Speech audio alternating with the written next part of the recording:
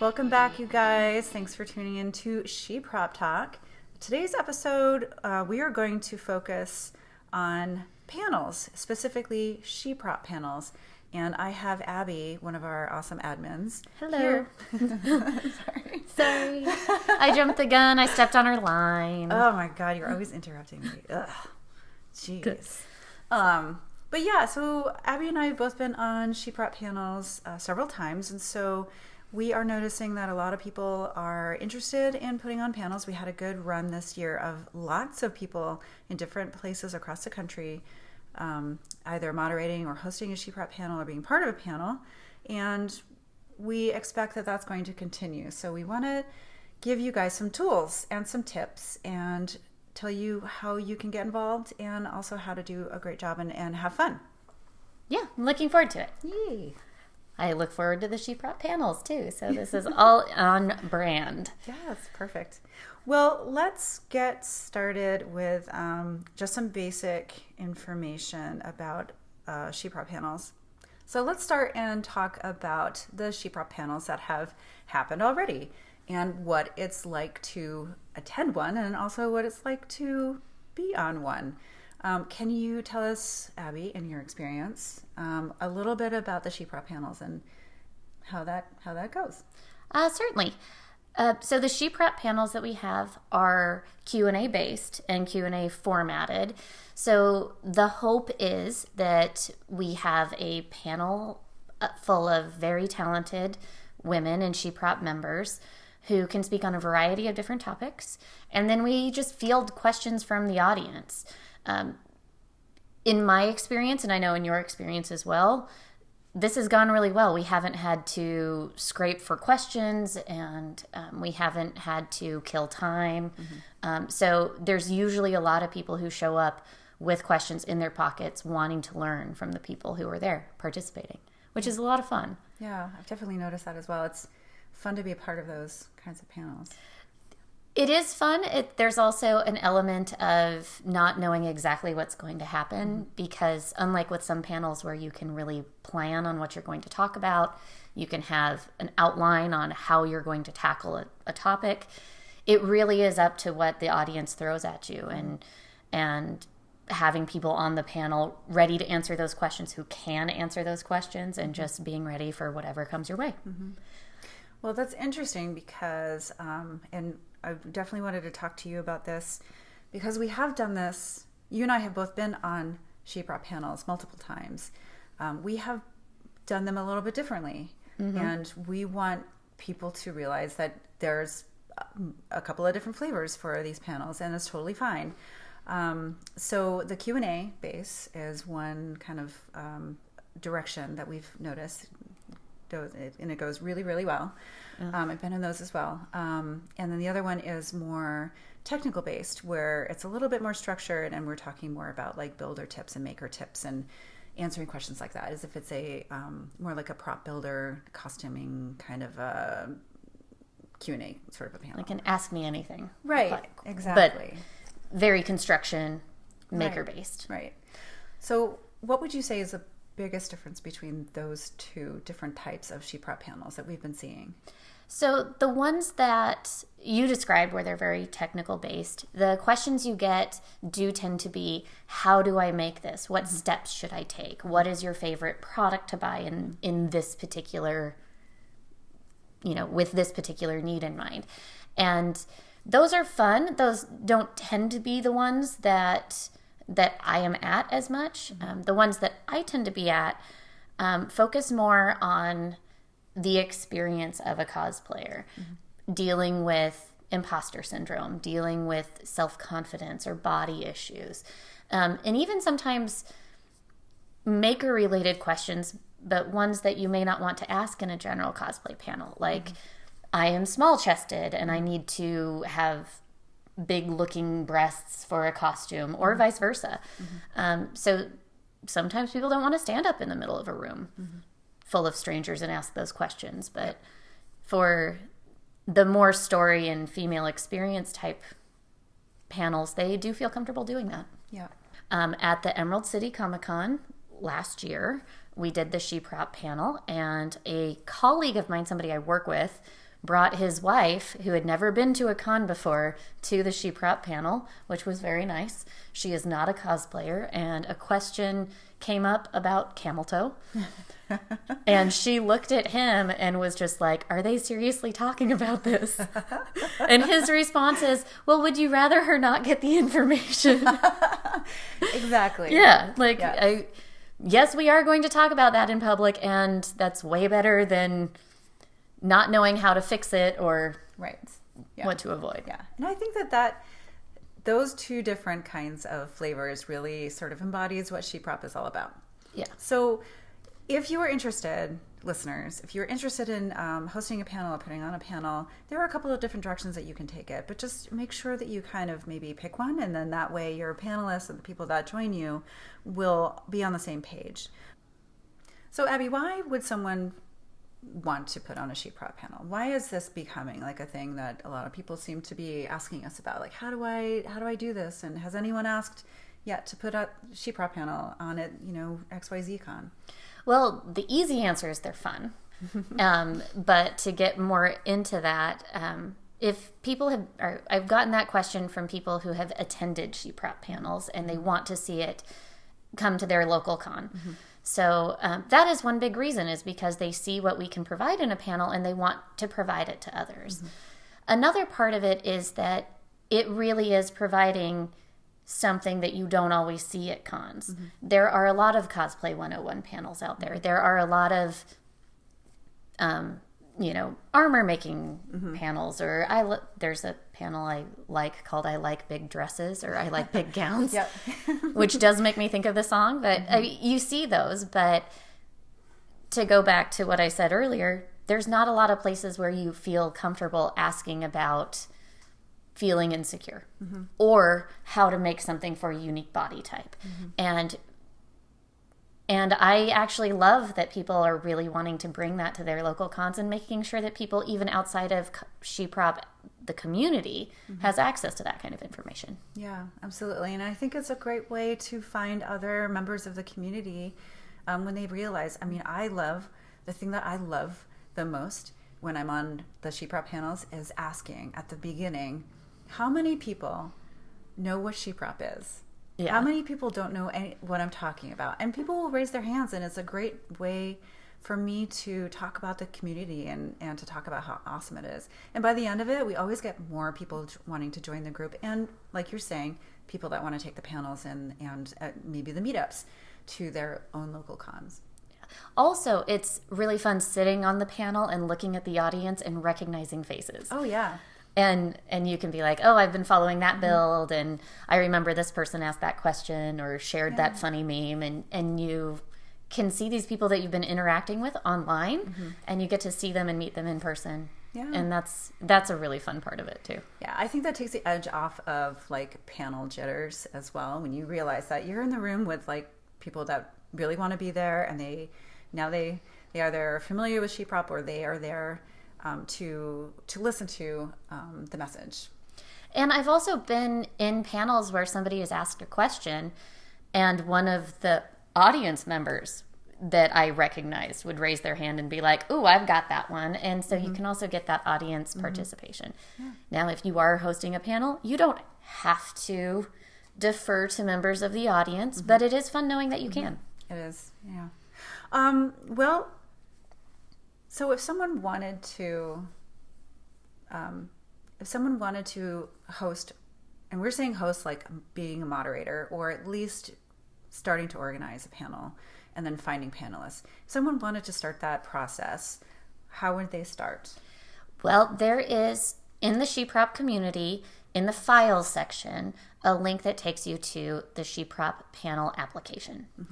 And right now there's only one. We are going to make 2 separate ones so that you can choose what direction that you want to go with your panel. If you want it to be more technical, or if you want it to be more emotional, you can pick and apply. It is helpful to have a couple of people in mind for who else you want to participate in. Now, I have organized these where I'm not the moderator. I have organized these where I am the moderator, so you don't have to pick one or the other at that stage, but that is your first step. One note that reminds me that we would really like it if you let us know if you are planning on putting on a SheProp panel. In this application process helps us keep everything organized. So we kind of stay on top of who is doing what. And so we can provide things for you like logos, like a SheProp logo. So you can put it on your graphics so you can promote your panel. And also we have some sample paragraphs that if you are filling out the application for the convention for your panel, we can provide some tools for that as well. So we just really want to help you have everything that you need in order to be confident that it's going to be a great panel. And then you can, once the application is in, if your application is accepted and your panel is approved, then we can sometimes help facilitate finding other panelists as well if other people have contacted us about the same panel. But yeah, we just really want to know about it. That's my rambly point. Well, the other part of the application process, it's less about us approving you and more about just saying, okay, XYZ Con, we have somebody who wants to put on a SheProp panel. Mm-hmm. Great. Then we know that's being submitted, as opposed to having 5 members submitting 5 separate panel applications for SheProp for the same con. Because you're not all going to get accepted if you do that. Right. But if you've got 5 people who want to host it and 5 people apply, we can say, okay, one panel is going to be submitted, but here talk to Sally and here talk to Alex, and we can help connect you. Right. So we don't require that you let us know what your itinerary is. We don't need to see slides that you have created or anything like that. We just want to make sure that you are feeling confident about how to proceed. And if you have any questions or you need any help, please, of course, let us know. But the other thing I wanted to say is that if you aren't really feeling the panel vibe, or maybe there's already a panel that has been applied for, there's already tons of people on the panel, and you really wanted to participate somehow, you can also do a SheProp meetup, which are awesome. And conventions really like those kinds of things. They're so much fun. They're a lot of fun. And sometimes it means contacting the convention themselves about it. There's usually not like an application process for a meetup. But we can also help you with that as well. And I have had success with getting meetups approved by filling them out through the panel application. Mm-hmm. Oh, okay. So they're always a little weird because it's going to ask things that don't really apply to a meetup format, but you just say SheProp meetup and it'll ask for a description and you say to meet people, and and we have a blurb for that as well. So if you do want to submit an application for a SheProp meetup, we've got a little thing that you can just cut and paste it right in. Awesome. Yay. Okay, well let's say now you've decided that yes, you have to do a SheProp panel, you're excited about it. Abby, what are your recommendations for what are the next steps after you decide that you have everything you need to start, where to start? Well, the panelist portion of getting ready for your SheProp panel is extremely important. You mentioned having 4 to 5 panelists. It's really important to remember to put a cap on that. Mm-hmm. Sometimes you will have a lot of people that you want to include or that want to be included, and you will have to say no at some point. You 5 is really as many as you want. Mm-hmm. We've learned this from experience. Trust us. I think we had 7 panelists once, and it was too many. It was too many. It was too Some many, people didn't get to talk at all. Some people talked way too much. Mm-hmm. It was not a learning ideal experience. Yes. So we say this, believe us when we say that. The other thing is, it's really important to keep in mind that you want diverse people on your panel. So you don't want to do a panel of people who have the exact same experience, all sewers or all armor people, or all people who are 20-somethings or all people who are 50-somethings. Like you want to keep it diverse because you're going to get all sorts of questions from, where do you find good fabric to I'm starting cosplay and I'm 55 and I feel like I've missed the boat. Yep. Not everybody's going to be able to answer every question. Yep. So you want to have as many people on the panel who can answer as many possible questions that you get. Exactly. Yeah. And if you're having trouble finding people, just post it in the SheProp group. Like, who's going to be at this con? And then a few people will probably say, hey, I will. And then you can ask them, do you want to be part of the panel? Are you going to be around? The other thing to remember is that you don't have to be an expert or top level cosplayer to have something to contribute to one of these panels. Whether your experience is coming from it as a beginner or somebody who's been doing it forever, somebody can learn from what you have to say. So first time cosplayers can say, my experience has been that you ask for help and you'll get it. Or people who've been in it forever can say something like, oh, never wear whatever. I can't even think of an example. It's important to remember that however experienced you are, you do have something to contribute to the conversation. Yeah, exactly. And sometimes people need to be reminded of that. Yeah. Everyone starts somewhere. So it's nice to have that representation as well. Well, and my focus with the panels has been more of the story-based or experience-based. So reminding people that if you use cosplay to overcome anxiety, that's a perspective, regardless of what your cosplay skill level is. Or if you love to compete, or if you hate to compete, or if you are plus-sized, or if you constantly crossplay. Regardless of skill level, these are perspectives that people want to learn about. Yeah.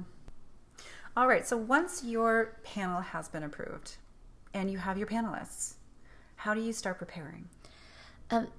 Communication is key. You do need to communicate with your panelists. We both like to schedule essentially a group video conference call so that all of your panelists know each other by name and by face. You can go over a little bit about what to expect, what to be ready for. One thing to just consistently be ready for, I have found, is people will ask you about how to store your cosplay. It happens every single time. Yeah. Don't know why. Yeah. But it's good to remind people that you can get any question. You don't have to answer every question, because that's why you have a diverse panel, because maybe the person sitting next to you can. Another thing is it can be helpful to have a list of topics from each of your panelists that you know they can speak to. For me, I can talk about sewing, I can talk about group cosplays, cosplay modeling, and cosplaying on a dime. There's 4 things right there. I can tell the audience those things, and so somebody can be like, oh, I wanted to learn about group cosplay, I'll ask that question. Everybody can have that list. Yeah. And if you want to kick off the panel, you can start by asking your panelists that thing. So, Abby, you do a lot of group cosplays. What makes that fun for you? Why do you choose to do that? And then that can get that Q&A portion rolling. Yeah. On the flip side of that, if your style is more structured and kind of more talking about techniques and tips, I usually like to throw out a couple of questions to the panelists ahead of time to say, okay, I'm going to be asking you a question about 3D printing, so that they can kind of wrap their mind around it. Because a panel is going to be a little bit organic. Like, there's no way that you could definitely over prepare. Like, there's just no way that you can plan or predict how the panel is going to go. So I think it's good to be able to pivot just a little bit, but it's also good to make sure that everyone on the panel has a chance to talk and lend their voice, because that's what they're there for. Also, if you do set that expectation for the panel that these are the things that I can speak to, you can practice.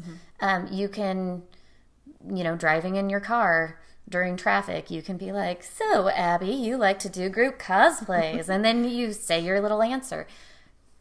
It helps you focus your thoughts so you know what you want to talk about, and it can also help cut down on bloat, because the hope is that we can talk to as many people as possible. Yep. We want to keep these answers short, to the point. Yes, and not ramble. So some practice can help. Yeah. You're never going to be completely ready, but you can be somewhat ready.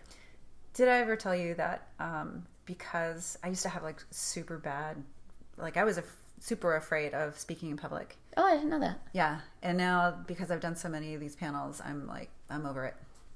I'm good. I don't know that I could talk to an enormous room. I could probably do it, but it's like you're there. The people who are there in that room are there to listen and to hear what you have to say. Mm-hmm. And once I made that mental shift, it got so much easier. Panels are optional. This isn't high school where you have to sit there or somebody calls your mom. Yeah, exactly. You don't get a grade at the end of it. Yes. So they are there to listen to you. They want to hear what you have to say. Yeah. That's nice. I personally never had the problem with speaking in public because I'm the person who tends to be like, can we get an extra spotlight and point it just on me the whole time? I can see that. Yeah, it tracks. Nobody's surprised when I tell them that. Well, for me, I had super anxiety about it. Being in front of people has been very scary for me in the past, and I think that things like being aware of what I'm going to be talking about ahead of time, that helps my anxiety quite a bit. Also helps me as a moderator, which I really like to do. I moderated once and I really liked it. I've moderated once. I liked it as well. It was more nerve-wracking for me because when you're a panelist, you show up, you answer questions. It's easy. When you're a moderator, there is that like, this rides or dies on my shoulders. And I did feel a little bit more pressure. It went fine. Yeah. Because like you said, they were there specifically to hear what we had to say. Yeah, exactly. But I liked moderating too. It was fun. I did it in a leotard. That was a surprise. I was not supposed to be the moderator that day, so I was like, sure, I'll jump in, get this done. Wearing my leotard. Well, did you have any other notes that you wanted to share with everyone? I do have a note. Yes. So,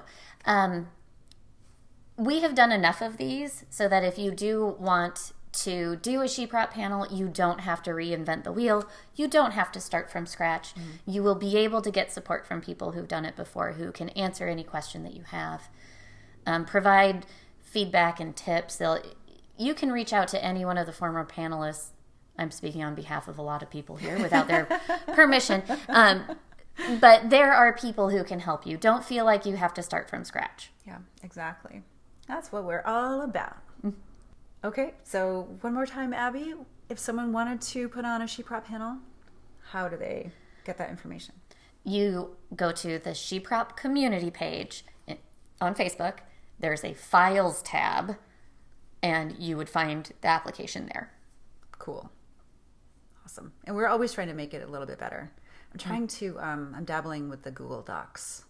So hopefully we can have that set up, which is more form-like, which is pretty awesome. Yes. And we're also dabbling with retooling our blurb. Yes. So that you can have a little bit more predictability in what kind of SheProp panel that you have. Exactly. Yeah. Well, thanks so much, Abby. This was super informative. Well, thank you very much. Yeah. So I hope that we see a lot more emails from folks that would like to participate and would like to do this, because it's really fun, and it's super rewarding. I like it a lot. And I really like it when you feel like you did have a positive impact on somebody with the information you can share with them. It's happened a couple of times, and it means just the world. I think I cried after the first SheProp panel that I was in because it was just so overwhelmingly awesome. Yeah. But I'm a crier. I'm a bit of a crier too. And we had one SheProp panel where somebody said that she was working on getting her... It's not a doctorate because she's trying to become a medical doctor. There's a lot of but of people, aspiring physicians in our But group. People gave her applause. She says, "I'm currently in school to become a doctor," and everybody whooped and hollered for her. And I thought that was it. I thought, oh, that's fantastic. It's definitely a feeling of community in there when you're in that room. It's awesome. And then, try it out, everybody. Also, somebody said, "I've never heard of SheProp before this," and everybody started chanting "One of Us." I remember that one too. One of us. One of us. Cool. I'm pretty sure she is one of us now. Probably. We usually get some requests during the panels too. Like I see people on their phones like, "Oh, I should join this group," or spouses or friends who are like, "Oh, I know this person that would love this group." Yeah. Anyway, well, now we're rambling. We did ramble. Yeah, that's okay. Yeah. All right, everybody. Thanks again for listening and for tuning in to ShePropTalk. Again, I'm Beverly, and this was Abby, your awesome admins from the SheProp group. And hit us up if you have any questions, okay? All right. Bye. Bye.